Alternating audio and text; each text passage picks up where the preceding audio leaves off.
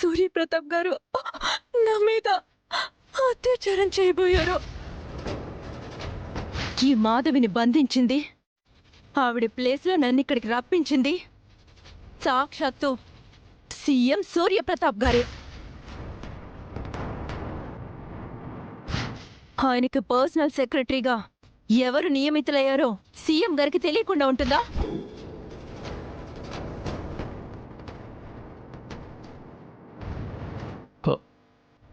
SI గారు. Madam కూర్చోండి madam. పర్వాలేదు ఎస్ఐ గారు. ప్లీజ్ మేడం కూర్చోండి. చెప్పండి మేడం. ఎస్ఐ గారు, ఆ రాధిక నిజం ఒప్పుకుంది.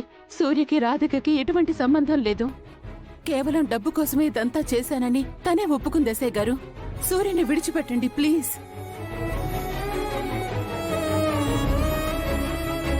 కావాలంటే ఇక్కడికొచ్చి నిజం చెప్పమన్నా చెప్తుంది ఎస్ఐ గారు. ఇప్పుడు ఎవరొచ్చి చెప్పినా సూర్యప్రతాప్ గారిని బయటికి వదిలిపెట్టడం కుదరదు మేడం.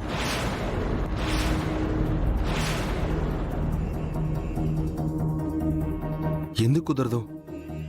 సంఘటన జరిగిన చోట మీరు ఉన్నారు. ఆయనే స్వయంగా సీఎం పదవికి రాజీనామా చేసి మాతో వచ్చారు. కోర్టులో తేల్చుకుంటానని చెప్పారు. అందుకే నేను ఎఫ్ఐఆర్ ఫైల్ చేశాను.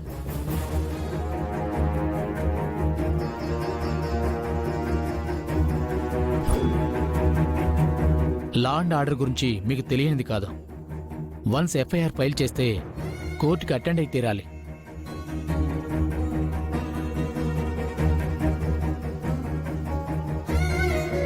ఒకవేళ సూర్యప్రతాప్ గారు తప్పులేదని మీరు చెప్పినట్టే మేము వదిలినా తనకున్న అధికార బలంతో తప్పించుకున్నారని లోకం కోడైకొస్తుంది.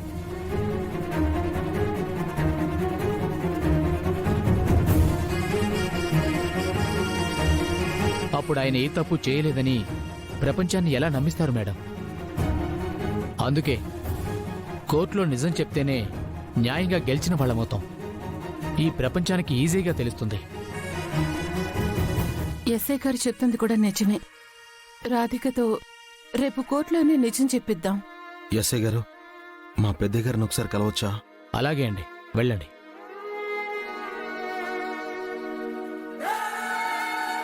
నానా, నానా, ఆగో! ఎందుకొచ్చావు? ఎందుకొచ్చావు? ఆ రాధిక చేసింది సరిపోనట్టు ఈ మహాతల్లి ఒకటి నా ప్రాణానికి. అలా అనకు సూర్య. ఇంకేమనాలి? ఇంకేమనాలి?